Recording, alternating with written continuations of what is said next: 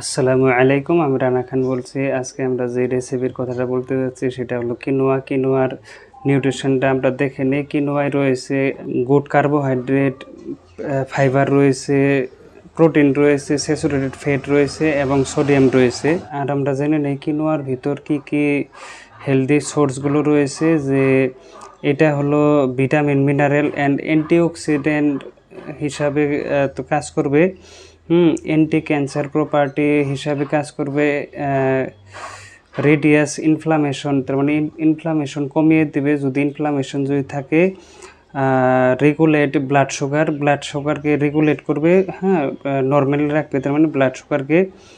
Smooth digestion, তার মানে smoothly digestion হবে খুব ভালোভাবে, তার মানে খুব স্টোমাককে কষ্ট না দিয়ে খুব ভালোভাবে ডাইজেশন হবে। হ্যাঁ, লোয়ার কোলেস্ট্রল, তার মানে এলডিএল যেটা ব্যাড কোলেস্ট্রল ওটাকে কমিয়ে দিবে, এবং এইচডিএল যেটা তো গুড কোলেস্ট্রল ওটাকে হাই করে দিবে।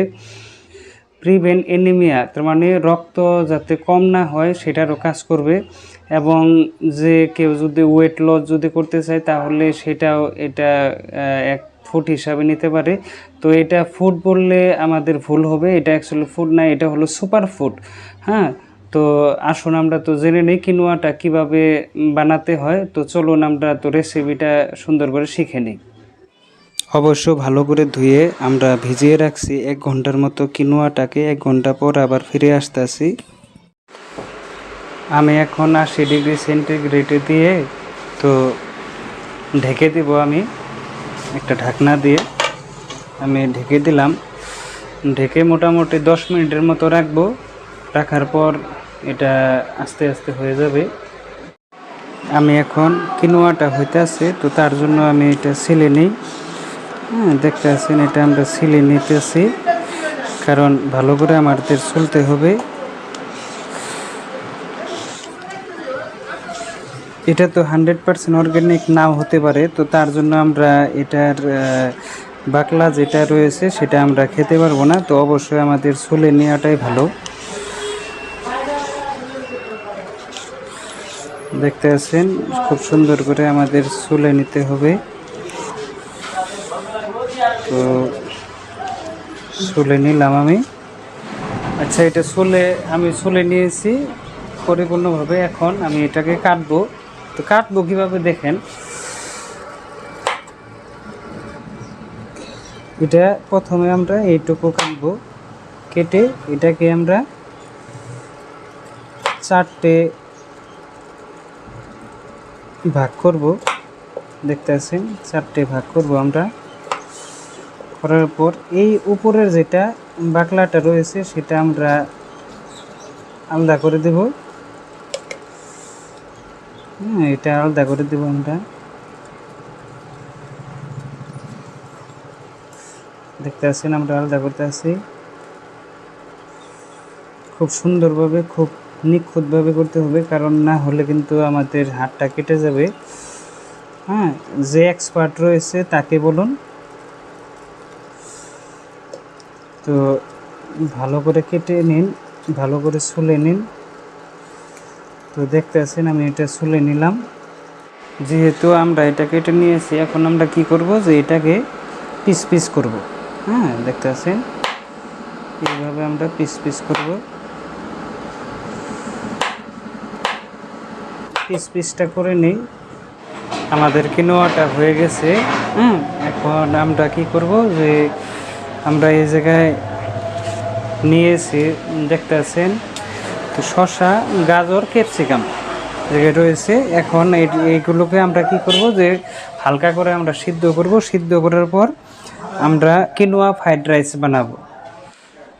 আমরা একটা কড়াইয়ের মতো নিয়ে নিয়েছি সবজিগুলো। এখন এই জায়গায় আমরা ঢেলে দেব পানি। তো পানি দেওয়ার পর এটাকে সিদ্ধ করে নেব। তো দেখতে পাচ্ছেন আমি পানিটা দিয়ে দিলাম। এটা অন করে দেব। অন করে দেওয়ার পর আমি এটাকে সিদ্ধ করব। এখন দেখতে পাচ্ছেন এই জায়গায় রয়েছে পেঁয়াজ, অলিভ অয়েল এবং রসুন। এই জায়গায় আমি অল্প হালকা ফ্রাই করে নিব।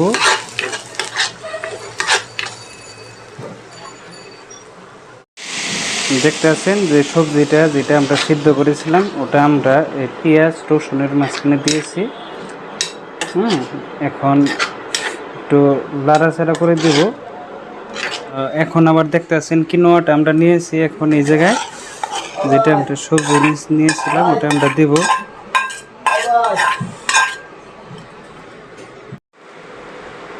সবজিটা দিয়ে দিলাম, এখন মিক্স করে দিব আমরা। খুব সুন্দর করে মিক্স করব।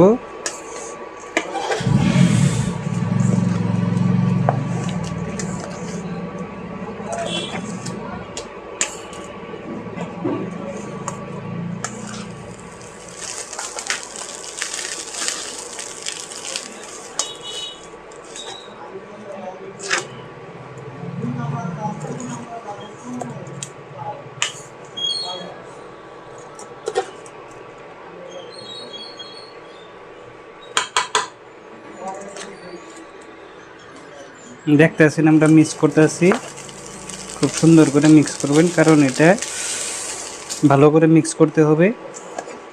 এই জায়গায় আমাদের রয়েছে ভালো তেল, যেটা অলিভ অয়েল। এই জায়গায় দিয়েছি আমরা হিমালয়ান পিঙ্ক সল্ট, যেটাই রয়েছে প্রায় 84 রকমের মিনারেল। তো এই খাবারটা অনেক পুষ্টিকর খাবার।